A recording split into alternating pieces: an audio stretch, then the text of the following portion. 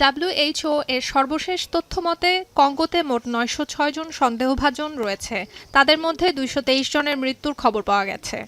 দুই দেশ মিলিয়ে মোট ১৩৪ নিশ্চিত রোগী শনাক্তের মধ্যে উগান্ডায় ৯ এবং নিশ্চিত রোগীদের মধ্যে ১৮ জনের মৃত্যু হয়েছে।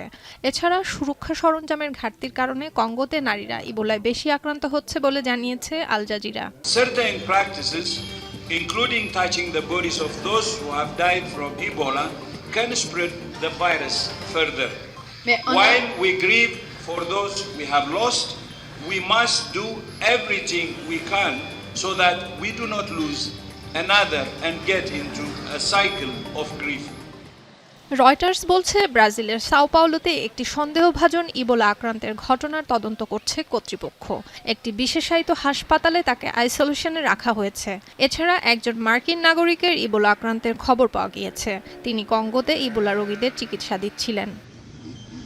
আরেকদিকে WHO-র প্রধান গত শনিবার কঙ্গো সফর করেছেন। তিনি পরিস্থিতি অত্যন্ত উদ্বেগজনক বলে জানিয়েছেন।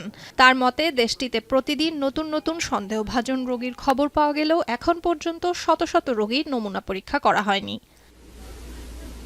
বিশ্ব স্বাস্থ্য সংস্থা সতর্ক করেছে, কঙ্গোতে চলমান সংঘাত এবং সীমান্ত ও বিমানবন্দর বন্ধ থাকার কারণে ইবোলা প্রাদুর্ভাব মোকাবিলা কার্যক্রম বাধাগ্রস্ত হচ্ছে। স্থানীয় কিছু অন্ত্যেষ্টিক্রিয়া প্রথায় মৃতদেহ স্পর্শ করার নিয়ম থাকার কারণে সংক্রমণ দ্রুত বাড়ছে।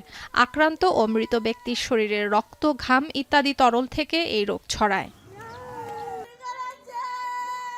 সুলতানা দিনা, এখন বিশ্ব।